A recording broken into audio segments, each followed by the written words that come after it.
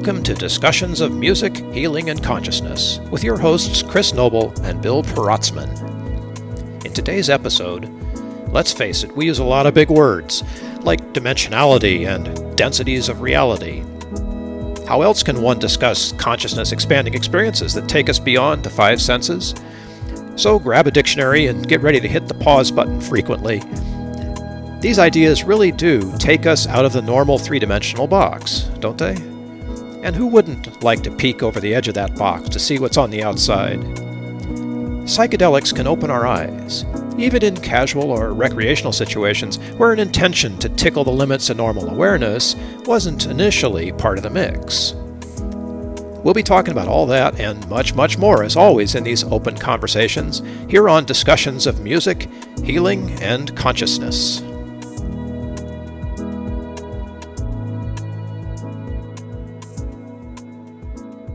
Here on Music, Healing, Consciousness, it's always serious, except for every time we're bursting out laughing, which is most of the time. Exactly. Well, it's consciousness anyway, right?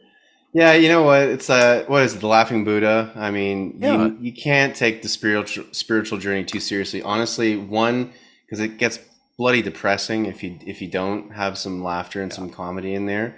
And two, it's like it's just a way we need to be looking at life. Like, holy crap, if we don't take a moment to just kind of laugh at everything, it's a recipe for depression and like various other things. I'm just laughing at that because that's my beautiful coping mechanism with the chaos of life.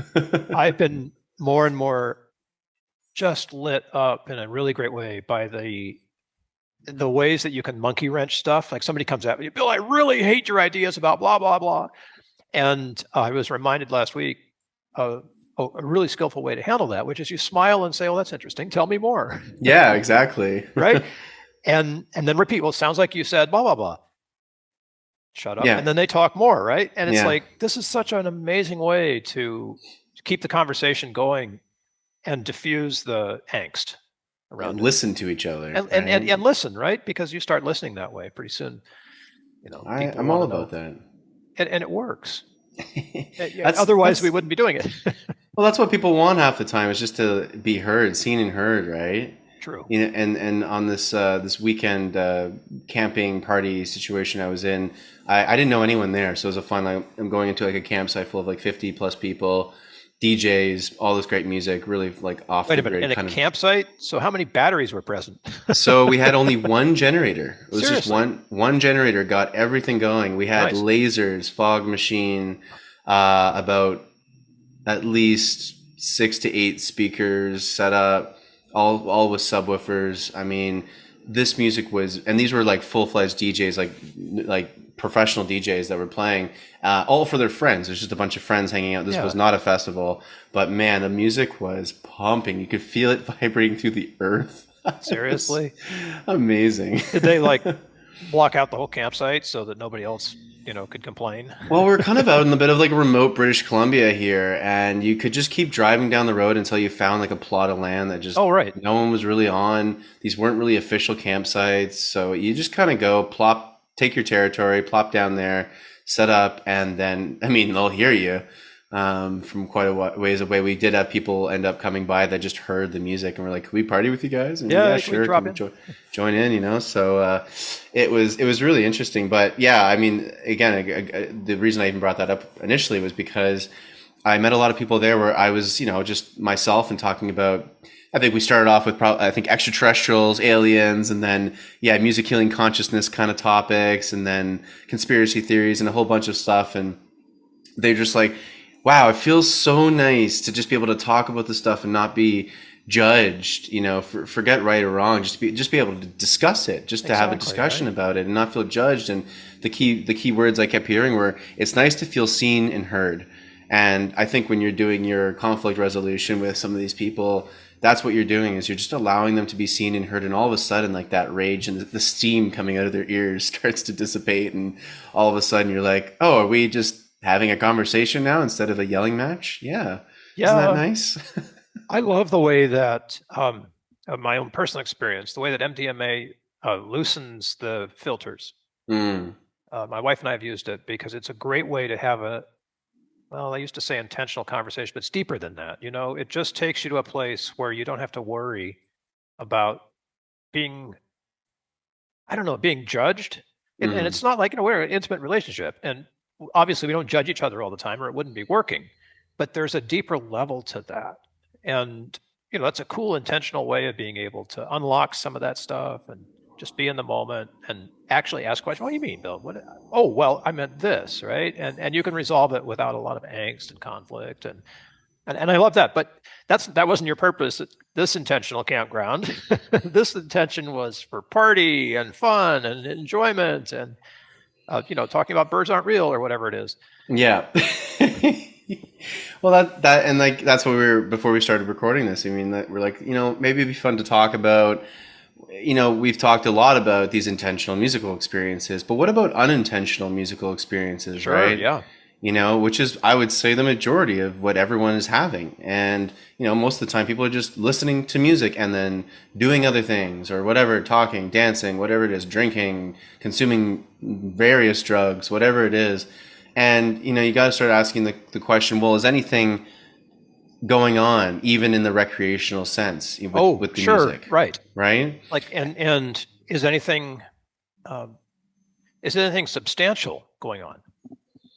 Right. But, So you could be stumbling down the street in New Orleans or something and hear this amazing transformative trombone player. I don't know, pick something, and that you didn't mean to hear and you didn't know was going to be there, and you could stop and listen to all that. But you're talking about something that's like more background, right? yeah, Could and an event. foreground. I mean, it just depends, right? Like sometimes I found like the music was happening in the background, and we would be in this discussion, like we're all a little high on various drugs with MDMA, acid, whatever was going around at this party, and the conversations would get so in depth, and the music you could feel was like the soundtrack. It was like it made it more like a movie, and I felt like It's the in that 60s. It's the 60s and 70s it all was over just again. it totally is. It's the new age of Woodstock, right? But I think we're just taking it to maybe a new level where it can go beyond just a festival that's Yeah. epic and amazing, but something we can take into our everyday lives. And what I was noticing, one of the many things I noticed was that, yeah, even having these, and I know you've experienced this with your wife when you're on MDMA, having these really like a new level of connection and just conversation. Yes. And it was a combination. I know the music played a really integral role because when the music was more intense, the conversation got intense, and then the music would kind of break off into a more like melodic, like atmospheric, floating sensation kind of sound, and we would get into the more ethereal topics maybe, or it really ebbed and flowed with the conversation, and I found that really cool because sometimes I would clue in and out and be like, "Oh my God, this music's so perfectly soundtracking our conversation here." Or maybe the other way around. Did you have any feeling that, a DJ comes with an intentional playlist or is able to respond to the room in a way that supports what's happening in there? Did you feel like the room was leading the DJ or the DJ was leading the room? Well, that's a really good question, Bill. I mean, I would say it's a both. Like, I don't think you could. Is it the chicken before the egg or the egg before the chicken or whatever the analogy is there. Yeah, it's yeah, like, that one. Yeah, that one, whatever the heck that one is. What came first, right? And I don't know. I mean, the music starts and and then sometimes it was the conversations that would come after that, but sometimes those were conversations that were carrying on beforehand. I mean, I think they play a symbiotic role with each other, and it's not one or the other, it's both. And they feed off of each other. It's like a feedback loop, like an infinity symbol, like the eight, circulating energy, just back and forth, back and forth, back and forth. And one feeds off the other. And it's really fun to watch that. And I think when you're on a psychedelic or, a psychedelic in particular, you're more sensitive to those energies and those exchanges. And you can start to actually almost see the conversation that is a nonverbal conversation happening between the people and the DJ, perhaps the music and the participants, and then they'll comment too that they can literally see the vibrations and exactly, and like synesthesia starts to take place in more people where they see more of the colors and they feel the music on a deeper level, and it's really, really cool. So that was fun to observe. I love the idea of synesthesia. My sister's a synesthete. And she doesn't get like motion pictures, but she gets colors associated with frequencies. So the key of E is a different color than the key of A for her. And I had a woman come up to me after a performance recently and said, "Is it normal to see colors when you hear sound?" And she just discovered that she was a synesthete, right? Oh my And I God. didn't take it, I didn't give her any terminology or anything. I just said, "That is so cool. I wish I could do that," right? I was like wanting to draw her out to see what it was like. And she was just blown away that this had happened. And obviously, you live a certain amount of life, you'd think at some point, your awareness would be there. But this moment in her life, and I don't know how old she was, like 50, 60, something like that. This was the first time in her life that she'd had the experience of seeing color with music. Do you do that?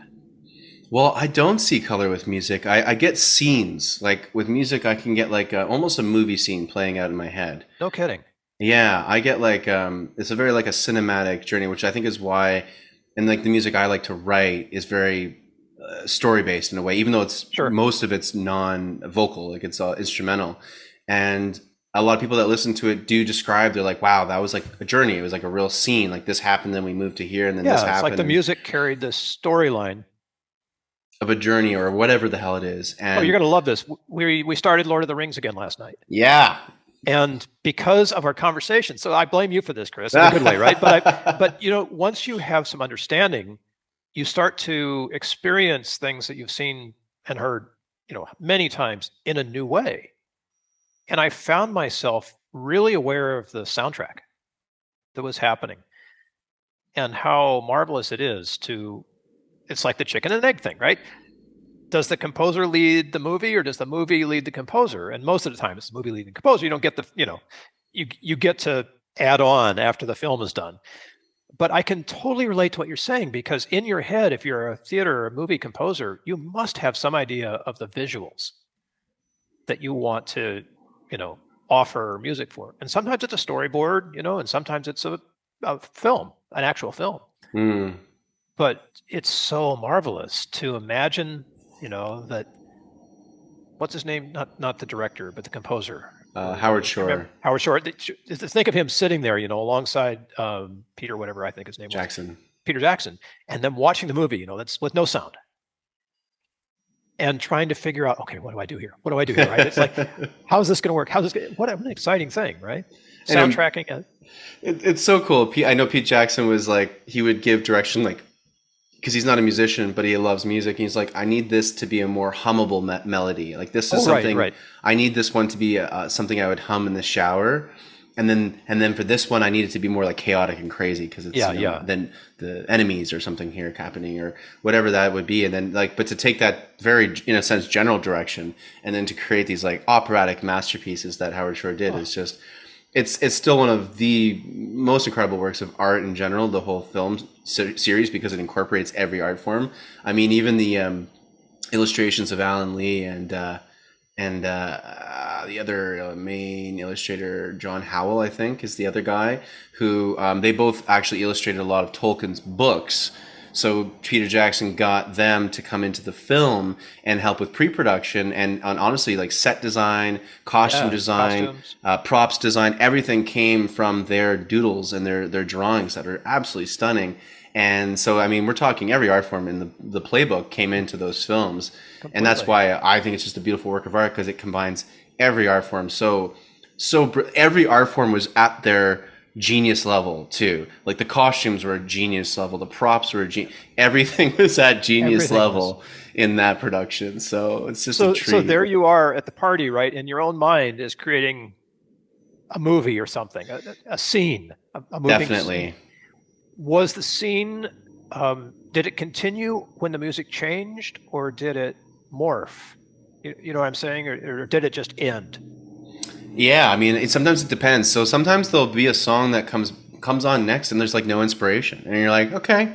So then that's the end. If it's just not hitting. Because it's not like it's always perfect or it's always the most blissful music experience. Sometimes it's, especially at these raves in particular, you might get some techno that just sounds very similar. I mean, like it's very little variation. It's enough already. Let's go to beat. Yeah, I'm like, come on. Where's it? So when you're in those places, my mind will wander. The story kind of ends, and I'll either go somewhere or do something else. So it can happen, or it morphs. And when it's a really good set, typically it's just morphing. This is the thing that was really like intriguing to me, and you've kind of answered the question, but have you ever narrated what's going on? Even if that's just like a conversation. If I was sitting there with you or hanging out with you at this party, camp, rave, whatever, and you were stream of consciousness just saying, and now I'm seeing this, and then like all of that, wouldn't that be a cool, I don't know, script maybe? It's probably where some scripts have come from, honestly. Right? I mean, yeah, I think that's a great idea. I've heard some friends of mine do that to my music, and I'm like, can I record that? So that's my next music video? Because you just like spelled it like that whole scene you described sounds amazing. Like, Right, right. I'll take that. That sounds like a great script. So yeah, I mean, it'd be great. We should definitely go to a concert sometime and both do some stream of consciousness. Like, all right, Bill, what are you sensing for this? What the feelings or scenes and images are coming up? Because I think we all have aspects of that.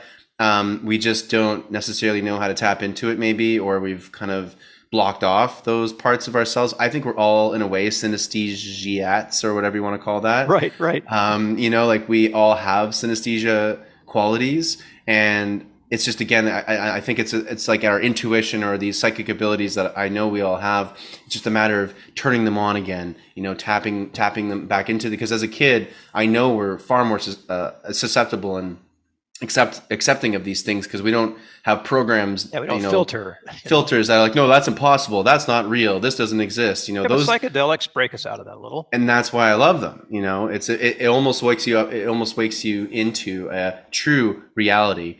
I think what psychedelics are doing is they're actually opening up your perception doorways, like the doors of perception, like Aldous Huxley, or, these ideas where we're actually expanding our perception abilities with psychedelics, meaning Yes. We're not hallucinating.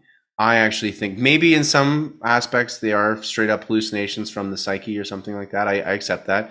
But I also know that a lot of it is actual perception. I'm seeing more of reality, perhaps maybe higher dimensional reality. And I think I've been actually doing some more research on dimensions recently, and it seems that it's easy. And I know I have fallen into this idea of like dimensions feel like literally other places. So they should look and feel completely different than this third dimensional reality. When in fact, it's actually all the dimensions are kind of existing just on top of each other in the same space.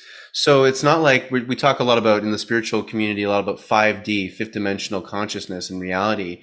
Well, it's not as abstract as that might sound. It apparently, and from what I've experienced, it looks exactly like our reality right now. There's just more going on, meaning that we have more sensory perception, not the 5 senses. We might have 50 senses, or as the ancient Egyptians do tell us, that we have 360 senses. Oh, cool. Which is really interesting. And so, is it that we're just opening up? It's like looking at life through a pinhole, and then all of a sudden, like an iris of a camera, you're just opening up that pinhole to let in more light, and therefore see, oh my God, we're actually in a forest rather than looking at like a leaf.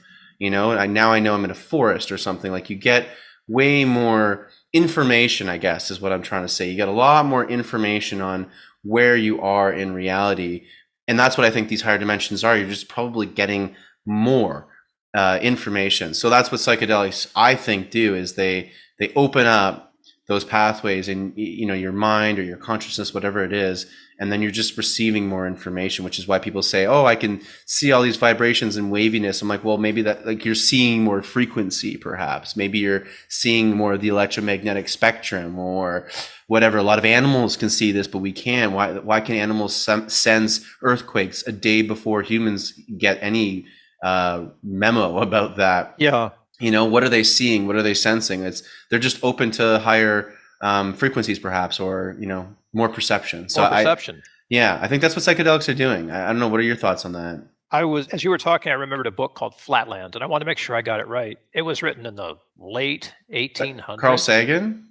No, it's by a guy named Edwin Abbott, and it's about a 2-dimensional world. And a being comes in from the 3rd dimension, our dimension, and tries to explain the 3rd dimension to this narrator who's stuck in 2D, right? And it's a fascinating book because it's consciousness expanding, first of all, but it helps us, helped me anyway, see the craziness of why anybody who is stuck in a concept of being, say 2D, would have a difficult time expanding their mind to allow for, something more than width. What is Right? it? 2D is 2D is width and height? straight line. No. Yeah. Yeah, straight lines, just Straight all line. lines. Yeah, and 1D is just like points. Yeah. But it's a fascinating book. So Flatland, and it's an easy read, but it's been around for such a long time, and it sounds like it was written yesterday. Those And are you could great. take the same idea and expand it from 3D to 4D, which is basically something I think that we are trained to ignore. Same with Agreed. 5D. We have this frame of reference, then this is all there is, right? And yet, and the mathematicians will tell us that there's way more than 5 dimensions. Well, more. Yeah. Yeah, so it's really cool to theorize that, yes, we could in fact be inhabiting right now a whole lot more dimensionally than we actually allow ourselves to believe. The irony is that we already are in those dimensional realities, Yeah, we're there already, but we don't right? even know it. We don't know it. We don't know it. We don't even know it. Unless, again, we're having these meditation experiences, these psychedelic experiences, things like that. And then that's when we get those like little hints, or sometimes a full-fledged, experience where you're in that reality. Yeah, where you get the whole thing. I know we're going to have to jump and cut it back in a second. But wouldn't it be cool if somebody were to come along and say, hey, Chris, did you know that fifth dimension is just like right here? And all you have to do to inhabit it fully is this little thing. And then bang, you're in it. And it might be really foreign and scary, but I suspect that it's that simple, Chris. There really is something that just turning that key just a little bit, and maybe in, raves or drug trips or whatever, our perception gets to the place where we can allow for that possibility. And I think it happens from so many other things too, outside of the recreational side of things. Like we've talked about chants, right? We've talked about choirs in these angelic, beautifully constructed churches that have acoustic properties that actually expand your consciousness, and that's what they were originally designed for. And you can have that same, you can get into these dimensions so many different ways. I think you can do it through food. I think I've sometimes had such amazing food experiences that have blown my mind to such a degree where I'm almost like, I'm not even on planet Earth right now. This is so incredible, Remember that scene from, I forget the movie right now, but it's a restaurant. It's a setup somewhere in London, I guess. And they all go to the restaurant, but it's totally dark. There are no lights on, and all the servers and cooks and whatever are blind. So your experience of having this meal is one that you enjoy without sight. Mm-hmm. And of course, finding the food is one thing, but it enhances the experience in a way that is so sublime. It's like anything can open up those doors of perception. And ultimately, I think that's really what these other dimensions, or I love listening to or watching shows that people can channel conversations with extraterrestrials, or even talk, like whistleblowers, from secret government projects and stuff like that, talk about their interactions with extraterrestrials. And I love hearing what the extraterrestrials have to say. And of course, some people might roll their eyes at that. But when I hear the words that supposedly these humans have either been told, or they're actually coming through the humans and speaking through them, essentially, when I hear the things they have to say, my God, does it resonate with a lot of truth. Maybe not all of them, but a lot of them definitely do. And I've heard there's a great show on the network called Gaia TV, and Gaia has many, many great shows, but a new one's called Galactic Channelings, and there's a person on planet Earth who's able to receive these messages from a planet in the Palladian star cluster called Taygeta. And these Taygetans are supposedly very similar to humans. We're very human-like in appearance, but much, much, much more sophisticated, intelligent, and higher consciousness level, and have been assigned to protect us, actually, and are observing us and studying us quite a bit, and have done so over many thousands of years. And they were talking about, in this particular episode, about the different dimensions of reality. And they don't call them dimensions. They like to call them densities. And they're like, think about it like a layer cake. You know, reality has different densities to it. And we are only perceiving whatever density that we're perceiving. And for us here on planet Earth, most of us are living in what we call the three-dimensional or third density reality. But they say that apparently that is it's a projected reality only really on planet Earth. It's this is a whole other topic we can get into another time, but they're talking about this is a projected reality only on planet Earth. The rest of the universe actually exists in 5D, in the fifth dimensional reality. Once you get out of the electromagnetic sphere of the Earth, you're kind of out of that density, holographic reality, and then you're into the fifth density. So they're actually saying how most humans, if you were to just put them right into the fifth density or the fifth dimension, all of a sudden they would actually lose their minds a bit, because we're so programmed to think that this 3D reality is all there is, right? We're raised in schools to believe the current scientific paradigm. Science, I love science, but it is a lot of the time used like religion used to be used, which was kind of a doctrine of the current, paradigm of thinking, the way that we're supposed to view reality. And science tells us that materialism is the only way that reality exists, meaning this 3D existence is it. When you die, you're dead, that's it. Everything's an accident, everything's completely random, nothing is connected, and what you see is what you get. That's it. And I think we've talked about that many times on this show, where that is, I believe, clearly not the case. And these extraterrestrials just echo that. They're like, oh, there is so much more than you could ever imagine. But like we were saying before earlier in this episode, it seems that they're just expansions of this current reality. It's not like you're in a completely different place. And when we're on psychedelics and we're listening to music, I really wonder if we're tapping in, especially if it's even in a recreational setting and you're not thinking about it. But when you're in those moments of pure bliss and you're dancing on the dance floor and you're just totally taken away on a journey. And anyone who's done psychedelics and has been involved in some sort of musical concert or dance party, they know what that feels like. And there's just these moments where you feel like you're transcending reality. And I wonder, and I'd love to hear your thoughts, Bill, like, how often do you think people are having these multi-dimensional experiences, let's say, and aren't even aware of it, but they might come back and say, wow, that was so cool, but they don't know that what actually happened was that they were experiencing higher dimensions, perhaps. I think more often than we think. I would like to have a way of being able to recognize that when it happens. Like if I were watching somebody, I could say, oh, Chris is doing that now. But I'm not sure what I'd be looking for, because it's, if it's something outside of the five senses, you'd need a sense other than the five senses to perceive it. If that makes any kind of sense, to overuse a word. But I think there's a way of knowing when somebody comes back from one of those. I've had so many people come up after a concert or just in the middle of some random place and say, oh my gosh, that music was, and they can't fill in the blank. But you can see that something's happened to them. Profound. Too. Yeah.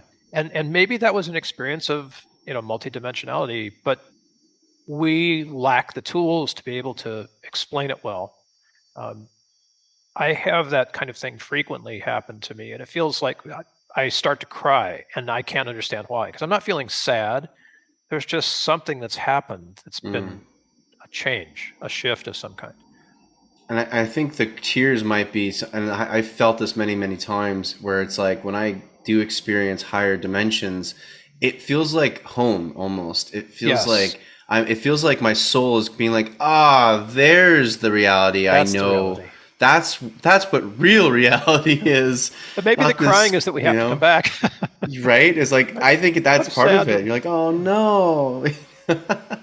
I'm reading a really profound book, but it plays with the concept of homesickness, how we have this longing inside of us for something more. And often that's like returning home, the metaphors are there and all. But I think it's bigger, Chris, that, and when you touch that, the way you've described it, you touch that, maybe you are touching not just a higher consciousness, but a whole new experience, that obviously includes higher consciousness. I mean, if you take the concept that, we all, our souls, our consciousness all come from one singular source, right? If you think about the Big Bang, it all started in one central area and then expanded outward. And they talk about going back to source, the source of all creation. Yes. And what is the source of all creation? Well, I mean, we don't really know exactly what that is, but it seems like that would be home for our souls. and our Yep. consciousness. And when we have these higher dimensional psychedelic or non-psychedelic experiences, I think it's like you get a little glimpse of home, or you get a little glimpse of, when I had a couple of my out of body experiences, That's they right. were Yes. they were NDEs and stuff. so, oh my God, my NDEs were like, except for the death part, because there wasn't really a risk of that in this situation, but I was out of my body and feeling so at home, so at peace. It felt so normal. Going back into my body felt really weird. It felt very abnormal. It felt very constrained, and our souls and consciousness are completely these absolutely boundless energies. And when you put limitations in this 3D body and reality, it feels really weird. And I think everyone to some degree can relate on just the oddness of life sometimes.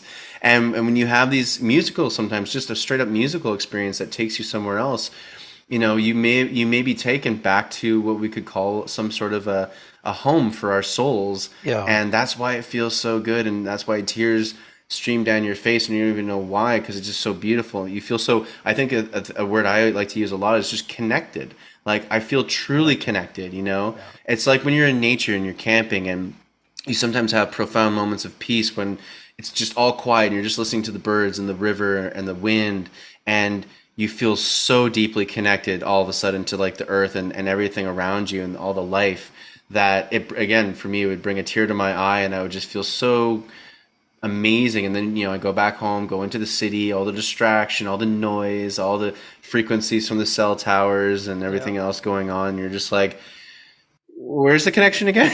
Yeah. Well, what happened here? I felt so connected. What happened, Yeah, it is hard to maintain a connection to the other and live in the 3D world that we're in.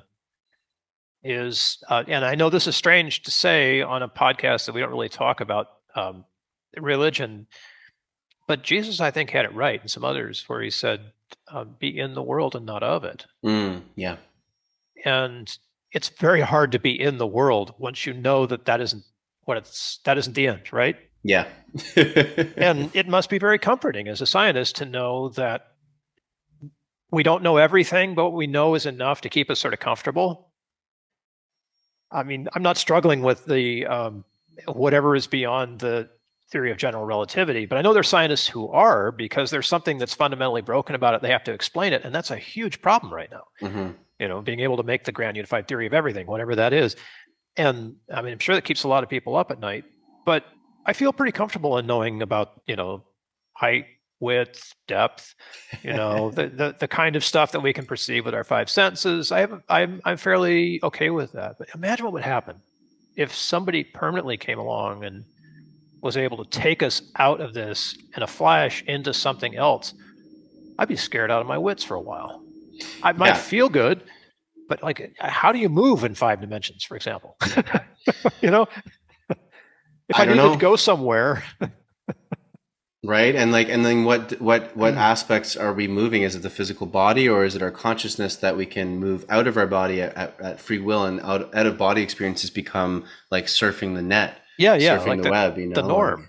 I mean, I have to learn this. I mean, I suppose that part of our requirement is to evolve to the place where we are able to learn that stuff.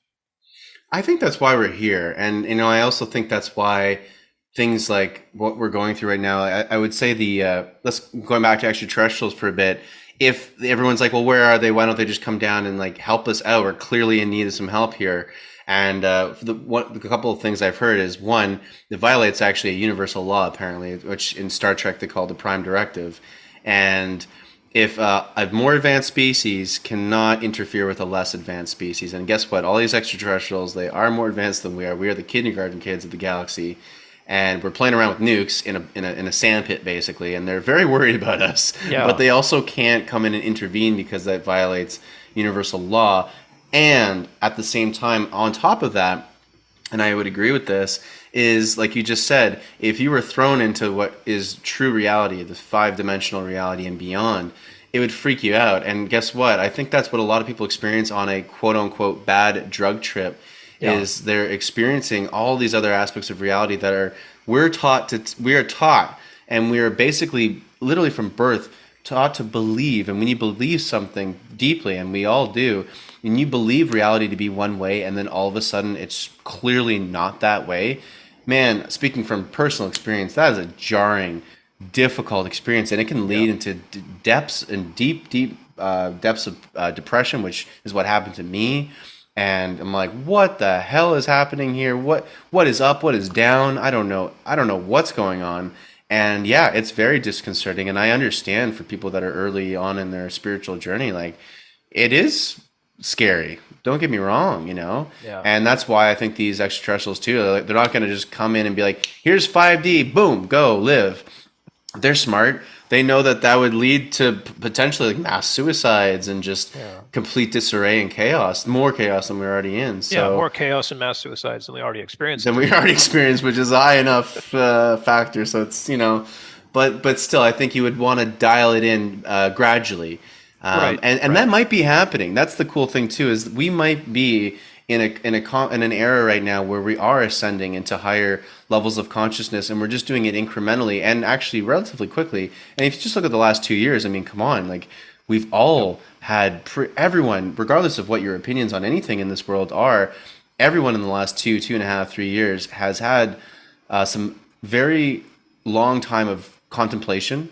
They've had a lot of probably massive changes happen in their life.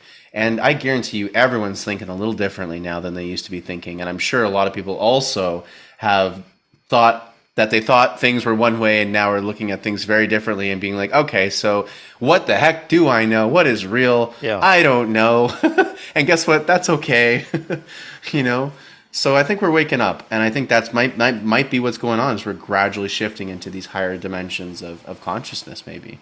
The fundamental shift of attitude around psychedelics is marvelous to me. Such acceptance and such sort of disdain for what we've done to people who have needed help, you know, in the past 100 years or so. It's really sad in so many ways. But on the upside, look at what's happening now. The interest in psilocybin and all of the mushroom-related compounds that are out there, and the willingness of a government to say, you know what? So I know we like to joke about how the government can't change at all or just gets in the way, but even the government is bending on this one. Yep. They're people too. I mean, relatively speaking. Relatively speaking, yeah. Relatively speaking. And okay, it didn't need to happen in the 70s. Thank you, Richard Nixon, whatever. It didn't need to happen in the 1900s. Thank you, whoever was around then.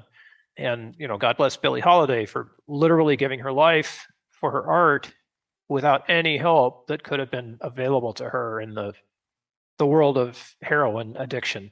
You know, we're getting there. And I think we're starting to recognize, not, you know, all of the people all over the world, but those who are thinking about it are starting to recognize that there is a need for these things.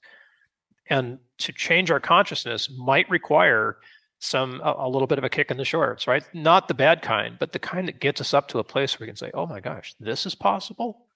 You know, this wonderful stuff exists. I can see things that I hadn't been able to see before, like the visions that you have. I can experience music in a way that I didn't think I could experience music before. I can experience other people in a way that's absolutely different than any other experience I've had. I mean, if that's not sacramental, I don't know what it is. You know, we're giving our 3D over to something bigger. Whether that's 5D, I don't know, whatever it is, but we're putting it on the line, you know, and I guess the wisdom is that when you do that, you've taken one step closer to whatever the real is. Well, the thing is like, you know, how do I know if I'm actually expanding my consciousness and coming into these higher realities, let's call them? You know, how do you even know that's happening? It's a great question, because like everyone's going to perceive it a little differently. Everybody has their own unique. Right? We're supposed to. We are snowflakes. We are, like, genetically speaking, we're all different. We have lots of similarities, of course, and we are definitely needing more and more to come together in community. However, you know, it's good to celebrate our differences too, and we're all going to have a unique perception on what is spirituality and what is higher consciousness, and that's also important. But some little things, I'll just give people maybe some tips, or not even tips, little tidbits of ways that you might start to notice that you're seeing or yes. feeling.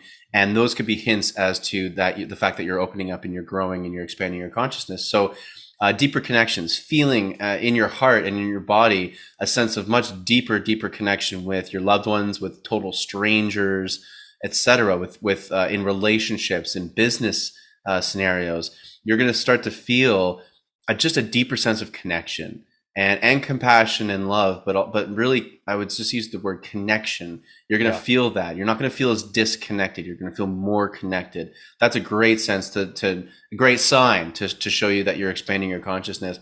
Another is on the vision side of things. If you start to notice, like in your peripheral vision, not your direct vision, but in your peripheral vision, if you start to notice like movement, and then you look and there's nothing there. I don't know what that movement, it might be a streak of light. I sometimes get little, if you look at the sun for a little too long and you rub your eyes quite a bit or something, you start to see those little spots or like little kind of orbs or glowy things. Sometimes that's like not anything maybe, but you're going to see something similar to that in your peripheral vision. Sometimes I'll look up at the sky and I start to see almost like it looks like static on a TV, that static, the white and black little sort of, dots that sort of move really fast, or looks like snow almost. And I look up at the sky now and I start to see, not every day too, it's weird, depends on where I'm at, maybe it depends on where the planet's at, but I'll see like almost this white staticky looking energy, especially when I look up at a blue sky. I can see it really easily. That wasn't there a couple of years ago for me, for sure. So I'm starting to see, like, what does that mean? I don't know. Not sure what I'm seeing, but are you starting to see these little cracks in the matrix, or are you starting to see these little openings into higher energies in reality, and maybe that's what's happening. Seeing more orbs. I sometimes see these little streaks moving in my apartment. I'm like, what the heck was that? And I look, it's gone in a second. And in the past, I would have shrugged that off completely and been like, I don't know, I'm tired or something, whatever. Yeah. But no, like, you're starting to see more things, and maybe your dreams start to become even more vivid. Maybe they become so lifelike, it feels like you're lucid dreaming all of a sudden. And a million other things. There's lots and lots of examples of this happening, but those can just be some examples of, you might be waking up, might be expanding your consciousness. I don't know if this is related or not, but as you were talking, I was thinking of touch. You know how much I miss my grand piano, being able to feel it in my fingertips. But what I've noticed over the last maybe 6 months is that I can feel the actual vibration of almost anything. If I touch something, we were on vacation last week and there was a jacuzzi at this place we were staying. We're in the jacuzzi, and with the pump off, I could feel the vibration of like a jet going over in the water. Wow. And it wasn't just my fingertips. I could feel it like all over. And it was like, whoa, this is really crazy. And I can feel the vibration of another person, like I touched my wife's hand or something. I can feel her vibration, vibrationally. And it's not just one frequency. It's like a whole ton of information coming from that. And I don't know, maybe that's because I'm in microdosing. It's hard to say. But again, if you're microdosing, I think that's just opening you up to feel more, right? Yeah, it's just you get in touch with these things that are, maybe they're invitations, Chris. Invitations to experience something more, or maybe they are the experience of something. I mean, they're both perhaps, but I have a feeling that this is not the end of it, right? Like, being able to feel the grand piano was one thing. Now I can feel a bunch of other stuff, physically feel. Now that's like the next level beyond that is going to be, what? Let's find out. Well, let's keep going on that. Keep going, right? Like, why do we love Lord of the Rings, Harry Potter, a million other, like, Stranger Things, whatever, the fantasy science fiction, and I hate the fiction part of the science fiction because I just don't believe that at all. I believe it's all somewhere it exists in this universe, if not honestly right here. But I mean, it's why are we so, as a collective species, we just love, like, the Avengers, right? Marvel is probably, I think the Avengers and the superhero films are the largest grossing worldwide. Yeah. Why is it so popular, right? Is it just because there's a bunch of explosions and good-looking people running around fighting each other? I think it's a bit more than that. There's a story, right? It's that story. It's the fact that we know there's more. We deep Yeah. down, we know there's more to life. We know there's more to reality. We know there's more magic out there. And we might have been it's been beaten out of us and suppressed like from day one that doesn't exist. All that's fake. All that's impossible. And so we think logically, intellectually that okay, yeah, of course that's just ridiculous. No one can't. You're not a super. There's no superheroes. There's no whatever. No magic. Nothing like that. And yet deep down, our soul, like our body, knows that's not true. It knows that there's more. So when we get those glimpses, whether it's through psychedelics or through certain experiences, that's why it feels so damn good. And that's why it feels like, oh my God, I'm home. Or there's such truth here. There's such meaning because it was more like, whenever the disclosure ends up happening and we finally get like actual, like an extraterrestrial talking to the president, it's on, it's all acknowledged. Whenever that happens, I know that's going to happen soon. You missed that one? It happened. No, I'm playing. Oh man, I'd be on that. But like when that happens, and however that looks, it's gonna. So many people are gonna be so validated because we all know that that's real. We all know that there's magic. We feel it. Like we feel it. We have a sense of that. So it's gonna be so nice for people to finally be like, I knew it. Have you heard that story about the little girl and her new sister, baby sister? It's made the rounds a bunch, so it's not mine. I don't know who originated it or whether it's true even, but it does make your point. So the mother and father bring home their brand new baby, right? A brand new baby girl, a couple days out of the hospital, and they already have a daughter who's probably, I don't know, 1, old enough to be able to talk, 2, and the older daughter says, I want to go in and see my new sister by myself. And the parents, they're kind of worried about that, but they have a monitor so you can see and hear everything these days. It's all technology, but I think this is before we could see. So they figured they could hear what was happening in the room if they had the monitor on. So they said, okay. And the older sister goes into the room with her new baby sister, and they close the door. And on the monitor, the parents heard the older girl saying, "Tell me about God. I'm starting to forget." Wow. So here we are, I'm starting to forget. Right, adulting our way into the very place that is the furthest possible place from God. And for those listening, replace God with the universe, source. Whatever I think word is my favorite these days. Yeah. But I'm sure it's a Christian story, but I love the implications. Right? We spend all of our human existence forgetting where we came from and what that was like and what we are, and that homesickness feeling and the longing to reconnect to our soul in some way, some meaningful way. Whatever it is that's getting us there. And it's not just party drugs anymore, right? That's part of it. That's the fun aspect of it, but it's so much more depth, I guess. So much more depth is available to us. So anything. There's one of my favorite poets, David Whyte. This has been on my mind for a long time. Anything or anyone who does not bring you alive is too small for you. So find what brings you alive, whatever that is. Obviously music, psychedelics, mathematics, science, whatever. Science. I love the fact that you're taking yourself on this scientific trip and of exploration, like an archaeological consciousness expedition. I can't wait to talk about that in future episodes. But whatever that is, anything or anyone that doesn't bring you alive is too small for you. Find the thing that's big enough for you. We all have it, and I think sometimes we just it's so easy in our busy lives, right? To just be like, I don't have the time, or default setting is just why push the envelope, man? It takes work.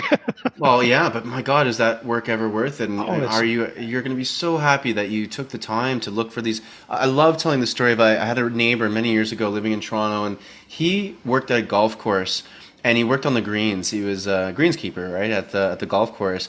I have never heard someone so passionate about fertilizer and keeping grass green. Like, this guy loved it. Like, he was not just working this as a job to pay the bills. This guy loved keeping grass alive and lush and green. And he turned our whole backyard around. It was a really gross, kind of decrepit backyard, and he made it beautiful. And I just loved, like, I love using that one because it's not as sexy as music, maybe, right? Or as a world, scientist or something like that. But, or cool hobbies. It's like, no, this guy was obsessed about fertilizer and like keeping grass really alive and lush and green. And like that brought life to him. That brought him closer to source, closer to God, closer, whatever you want to call that, because he was living in his passion. And we're all here for different reasons. And that's why it's so important for us to all seek out our passions, the things that light us up. And it's an easy way to figure it out is when you're super excited about something, you get almost obsessed with something. That's how much you love it. Yeah. Those are the things you got to keep pursuing because they keep you alive, You'll default out of the opportunity if you don't follow that passion in some way. It's easy to get caught up in life. It truly, and life is designed to catch us. Yeah. We are designed to resist, but it takes effort. And I love that psychedelics can give us a little bit of a boost every so often to remind us of why we're in this game. It's not about making all the money in the world. It's not about solving all the, climate change, whatever, pick a problem. It is, like you were saying, Chris, it's about connection. Yeah. And the connection that we have on Earth to all of us and our planet is the first step. We can master that, and then we'll find out about our connections to, all the other beings that inhabit this universe that we can only see a tiny fraction of in the first place. Exactly. Right? Yeah, that's a fun game. Oh, that's what an amazing opportunity. What a great time to be alive. And also, poet again, David White. This is a day you can meet your love. This is a day someone close to you could die. But it's just that's what it is. It's all good. Without making any judgment on that, it is. Right? Obviously, you don't want to lose anybody, but even the loss of someone that you were connected with. Are you really losing deeply, them? You're not losing them. Yeah, where are they going? Right?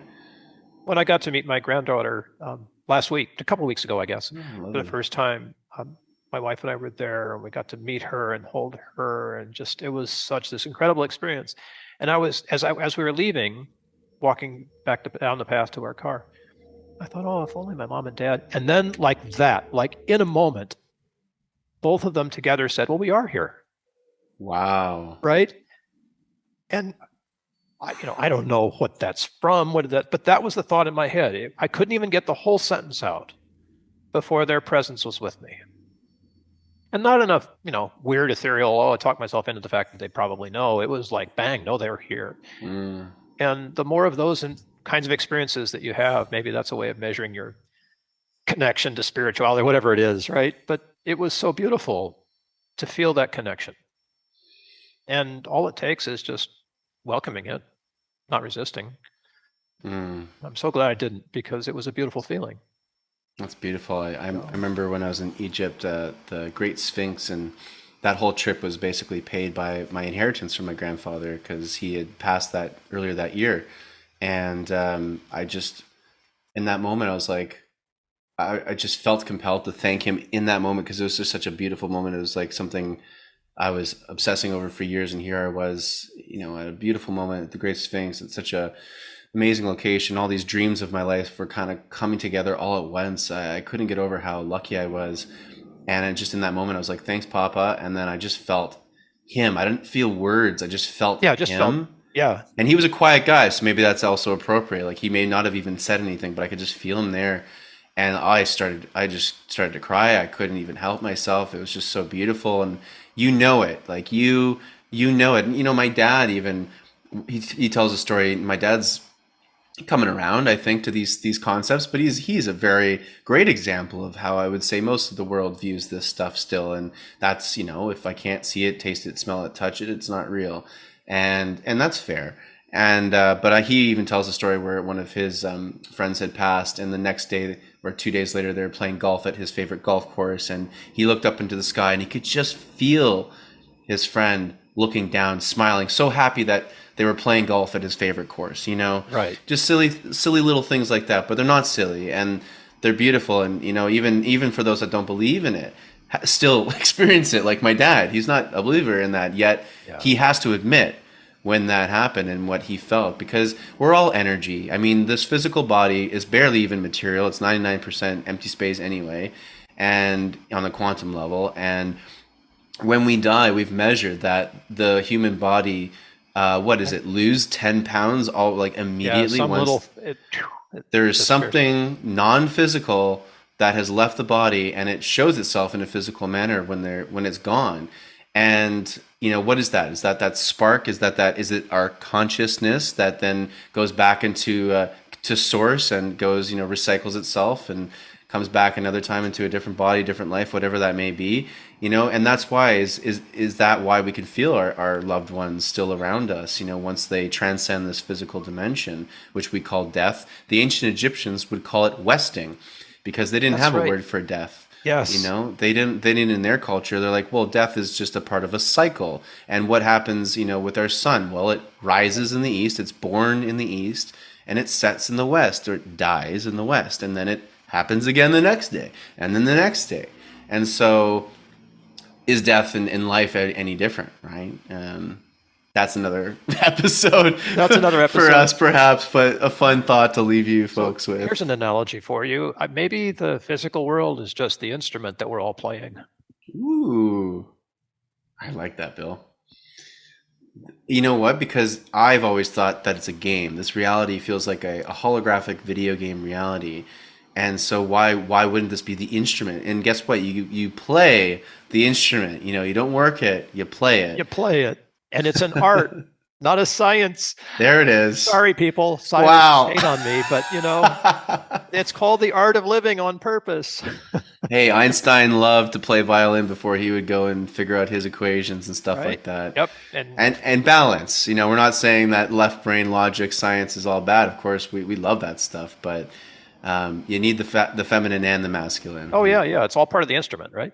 Exactly. Makes up the whole thing. So left All these brain, right concepts, all of that stuff. It's just we're just trying to figure it out. But I don't know how much more we can say about this without going, into insane laughter. So I think we've hit a good threshold here. Thanks for those of you listening to our hilarious rants. I think today's episode was even more of a real, just straight up discussion. Just really, I don't even know where we kind of went there, but I thoroughly enjoyed it. Hopefully you folks did. Let us know in the comments. And of course, feel free to reach out to us if you want to connect and talk about these things. Another thing I really did realize quickly on the weekend was just how, and I think we mentioned this earlier in the episode, but just how nice it is to feel seen and heard talking about, topics that maybe you don't talk about every day at the office or at your family get-togethers, and you might be so curious about certain things and just feel like a complete lunatic when you talk about these with certain people. Well, you're not alone, and if you want to reach out and connect, it's a great way to make yourself feel a little less crazy, a little less like you're the only one thinking these ludicrous ideas of consciousness, music, whatever we talk about here on the show. So we're always happy to connect. absolutely, yeah. You can find all that in the show notes, yada yada, blah blah blah. Right? And Bill's your uncle, or Bob's your uncle. Bob's your uncle, or Chris is your uncle, and I look forward to the next one. And this is one of those things that if you were to listen to all episodes, I don't know how many there have been so far, 28, something like that, Something I don't like know, that. a bunch. But if you were to listen to all of them and then get back to us and say, hey, we've really seen how you guys are shifting in consciousness, that would be remarkable. So anybody who wants to do that, I don't know, we'll send you a recording of something. How about that? We'll send you a CD if you feel like you want to do the whole entire deep dive and then report back on your findings. We will facilitate that. We will facilitate. We'd love to know, but only because we'd love to know, for no other reason. We are, we're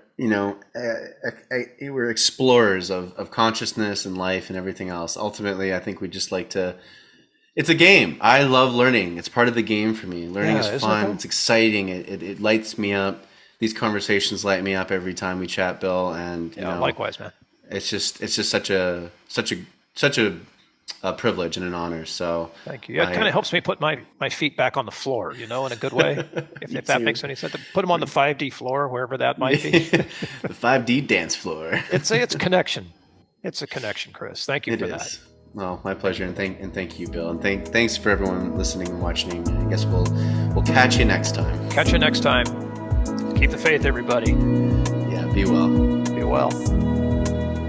Thank you for listening in on our conversation, and for taking time to show your appreciation with a like, share, or subscribe. Discussions of Music, Healing, and Consciousness is a practice of spontaneity, and we welcome your comments, ideas, and questions. There are ways to connect with us in the show notes, so let us hear from you. Until next time, this is Bill Protzman along with Chris Noble wishing you great musical health. Samara Huchaya.